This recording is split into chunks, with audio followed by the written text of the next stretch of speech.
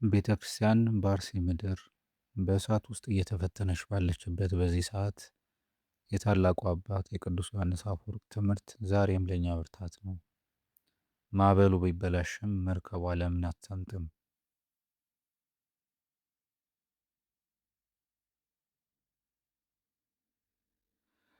በአርሲ ምድር በሃይማኖታቸው ምክንያት ደማቸው እየፈሰሰ ላለ ወገኖቻችን ስለተቃጠሉት አብያተ ክርስቲያናት ዝም ማለት አንችልም። ሰብአዊ መዋቅርና ምድራዊ መንግስት ጉዳይ ባይመስለውም እኛ ግን ከወገኖቻችን ጋር በተሰበረ ልብ እንቆማለን።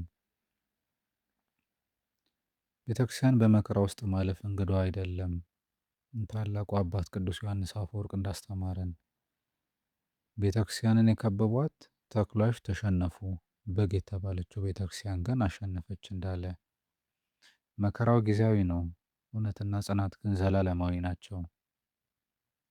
ታዲያ በዚህ አስቸጋሪ ሰዓት እንደ ክርስቲያን መፍትሄው ምንድን ነው? በጸሎት መትጋትና በአንድነት መቆም። መከራው እኛን ለመከፋፈልና ለማስፈራት የታለመ ነው። እኛ ግን በፍቅርና በአንድነት ጥላ ስር ልንጠለል ይገባል። እንደ እባብ ልባሞች እንደ እርግብም የዋሆቹን የተባለውን ቃል በተግባር የምንተረጉምበት ሰዓት አሁን ነው።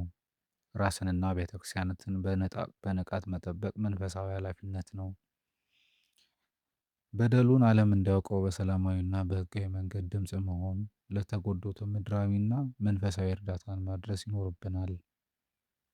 በአርሲ የምትኖሩ ማኅበረ ቅዱሳን ወገኖቻችን ብቻችሁን አይደላችሁም። የታላላቅ ሰማዕታት ደምና ጸሎት ከእናንተ ጋር ነው።